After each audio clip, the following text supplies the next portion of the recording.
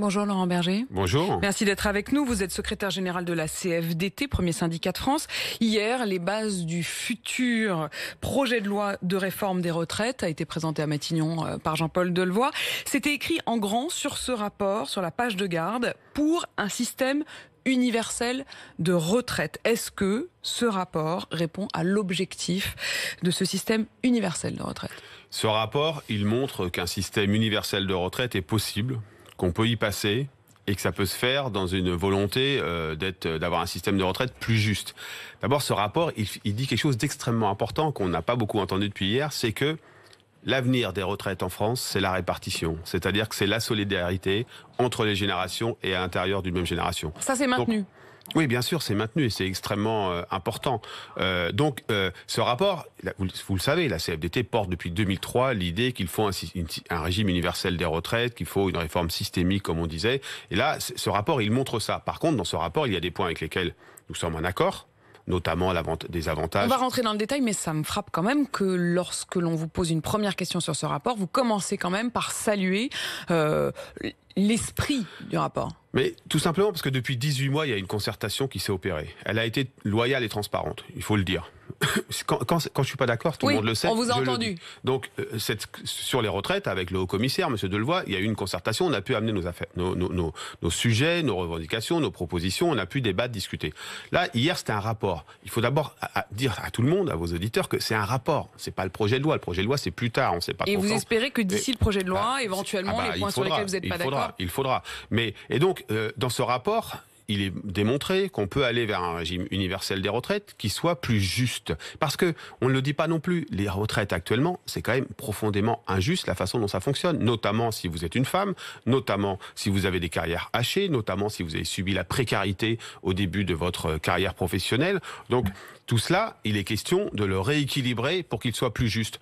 Ça, on peut pas être contre quand on est un syndicaliste. Alors précisément, d'abord les points sur lesquels vous estimez qu'il y a des avancées. Vous l'évoquiez à l'instant de vous-même. Les femmes, les carrières hachées, le nombre d'enfants, tout cela va être mieux pris en compte d'après vous? Oui, en tout cas, c'est tout ça et ce sont les directions qui sont annoncées. Mais oui, ça va être mieux pris en compte. Notamment, par exemple, il n'y aura pas besoin d'avoir 3 enfants pour avoir une majoration au moment de la retraite pour 3 enfants. Dès le premier enfant, 5% de plus de majoration. Et il pourra être fait le choix dans le couple que ce soit la femme et pas simplement l'homme qui en bénéficie. Enfin, il pourra y avoir des mécanismes de cette sorte qui pourront aider à compenser finalement ce que sont les aléas d'une carrière. Même s'il faut aussi ne pas renoncer à combattre ces aléas de carrière pendant qu'on est au travail. Les aléas de carrière, justement, le fait que jusqu'à présent, il y avait ces 25 années, les 25 meilleures années ou les 6 derniers mois pour le public, ça aussi, ça va disparaître. Oui, ça va. Enfin, en tout cas, ça va être calculé différemment, donc ça va plus s'appliquer comme ça. Mais vous savez qu'aujourd'hui, il y a quand même tout un tas de gens qui travaillent quelques semaines et qui ne cotisent pour la retraite. Dès qu'on fait la première heure de travail, on cotise sur sa retraite, mais qui n'ont pas de droit. Ça n'existera plus. Dès qu'on cotisera, chaque euro cotisé donnera dès le premier euro. Et donc, pour un certain nombre de jeunes ou de personnes qui subissent la précarité, il fallait un nombre minimum d'heures dans le trimestre pour commencer à valider un trimestre. C'est plus le cas. Donc, ce rapport, il ne nous promet pas un monde merveilleux. Mais ce rapport, il n'est pas non plus la catastrophe que certains veulent annoncer. Et surtout, c'est work in progress, si je puis dire. Alors justement, sur quoi? Parce que si on vous écoute pour l'instant, vous êtes un peu comme le MEDEF, vous applaudissez quoi? Non, mais moi, je suis pas ni comme le MEDEF, ni comme le gouvernement, ni comme personne. Je dis ce que la CFDT porte. Personne ne pourra renoncer à ce que la paternité de cette vision d'un système plus juste et plus universel, c'est quand même la CFDT depuis très longtemps. Dans ce rapport, il y a des points qui sont importants. On continue de valider les carrières complètes. Sur quoi est-ce que vous pensez qu'il faut encore qu'il évolue? Sur la pénibilité. Il faut que les agents publics, mais y compris les salariés du privé, on revoie le dispositif de pénibilité. Il y a tout un tas de salariés qui aujourd'hui ne peuvent plus travailler jusqu'au bout parce qu'ils ont subi et subissent encore la précarité. La pénibilité, pardon. Deuxièmement, il faut réfléchir à des systèmes de départ anticipés. progressif en retraite. Ça, c'est pas du tout dans le rapport. Nous, on a fait une enquête l'année dernière qui s'appelait Parlons retraite auprès de 120 000 travailleurs. L'aspiration, c'est de pouvoir partir en biseau à la retraite avec des départs progressifs en retraite. C'est pas dans le rapport. Ça veut dire qu'il faut qu'on le discute, qu'on le négocie, y compris avec le patronat. Comment on peut avoir des dispositifs où c'est pas tout d'un coup, il y a une date butoir, paf, on part et on n'a pas préparé. Mais Laurent Berger, quand on regarde le rapport, arrêtons-nous sur cette question de l'âge. Il y a deux âges en particulier. Il y a 62 ans qui reste officiellement la date de départ à la retraite. Et puis il y a 64 ans dont on dit que ce sera un âge pivot, un âge d'équilibre, un point d'équilibre. Donc avant, il y aura des malus, après il y aura des bonus. Est-ce que ces 2 points, 62, 64, vous les acceptez? Vous m'avez demandé les points avec lesquels je voulais faire progresser. Donc j'étais en train de les décliner. Et puis il y a des points dans ce rapport avec lesquels nous sommes en désaccord. Là, c'est carrément le désaccord. Oui, parce que ça, c'est, vous savez, ce dont on appelle l'âge d'équilibre, là, c'est, dans le rapport, c'est l'âge de liquidation d'une carrière complète, etc. C'est quelque chose qui est individuel, ça ne peut pas être collectif. Je vous explique. Aujourd'hui, ça existe déjà. Aujourd'hui, vous arrivez à 62 ans à l'âge en retraite. Si vous avez votre durée de cotisation, vous partez, vous avez une carrière complète. Si vous n'avez pas la durée de cotisation, mais vous décidez de partir, vous avez une décote. Donc les bonus-malus, en fait, c'est la même chose que les décotes? Non, parce que le problème, c'est que ça en fait un système collectif. Tout le monde la même chose. Aujourd'hui, on a une carrière complète à peu près vers 63 ans en moyenne dans notre pays. L'âge légal est à 62. Les salariés, ils le savent. Ce ne sont pas des idiots. Ils savent bien que s'ils veulent une carrière complète, voilà, il y a un système qui existe. Un peu plus longtemps, ouais. Mais certains partent à 62 ans avec la carrière complète. Là, on nous dit, ce sera 64 ans pour tout le monde. Mais si vous avez votre carrière, même ceux qui auront commencé à travailler beaucoup carrière complète, vous aurez quand même un système de décote si vous n'avez pas 64 ans. C'est injuste. C'est profondément injuste et c'est pas très intelligent pour dire les choses comme je le pense. Ce qu'il faut sur la capacité à liquider ce qu'il faut pour avoir la capacité à liquider une carrière complète, c'est que ça se fasse en fonction de votre durée de cotisation. Et si le gouvernement, si le haut commissaire fait ça, ça sanctionnera tous ceux qui avaient une carrière complète et qui pouvaient partir à 62 ans.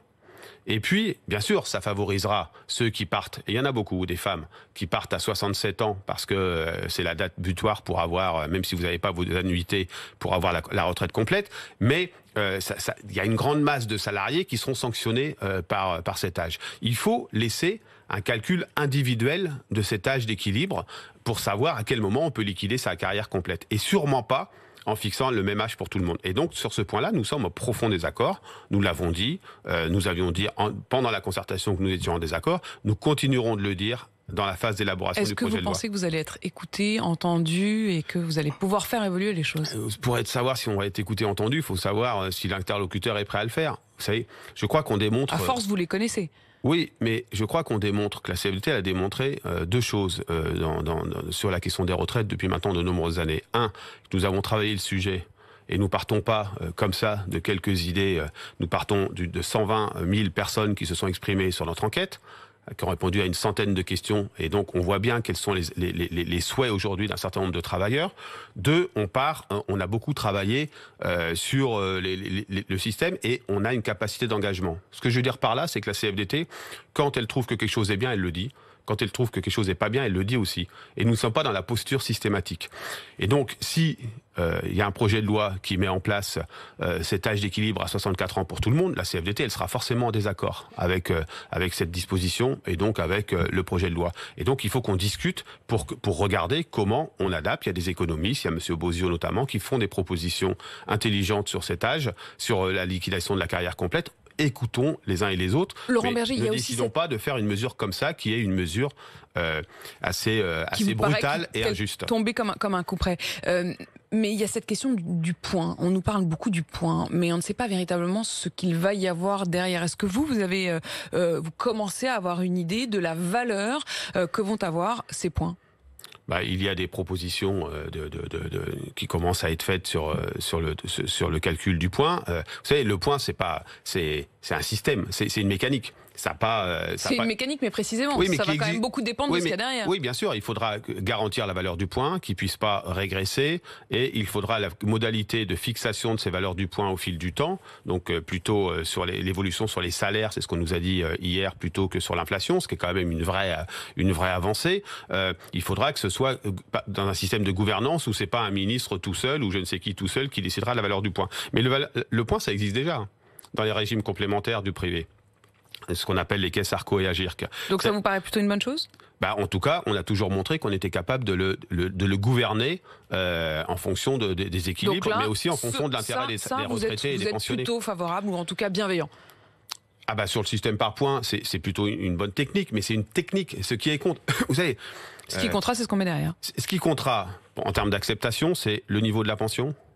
Si on sanctionne pas les gens en termes d'âge alors qu'ils ont une carrière complète, si la durée de transition est suffisamment longue et suffisamment transparente pour savoir comment on va être traité. Et puis, ce qui comptera aussi beaucoup, c'est les simulations qui pourront être faites. On n'est qu'au début du travail. Moi, j'ai pas envie de me positionner sur une réforme. Il n'y a pas une réforme, il y a un rapport. Oui, mais sauf que ce qui est compliqué, Laurent Berger, c'est que là, on en parle du point de vue technique, puisque ça va être des nouvelles règles. Mais pour chacun, c'est concrètement ce qu'ils vont avoir dans leur portefeuille. Et pour certains, ce sera bientôt.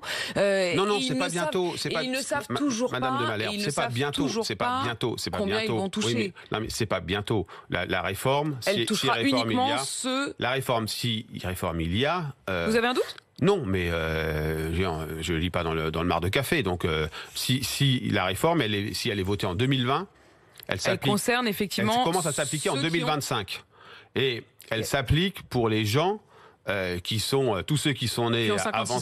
Voilà, tous ceux qui sont nés avant 1963 seront pas concernés, et les autres seront concernés les premières générations, 63, 64, 65. Ça va rester progressif. Donc il faut arrêter de faire peur à la terre entière en permanence. On peut rester avec ce flou. Non, mais bien sûr, mais il y a un rapport.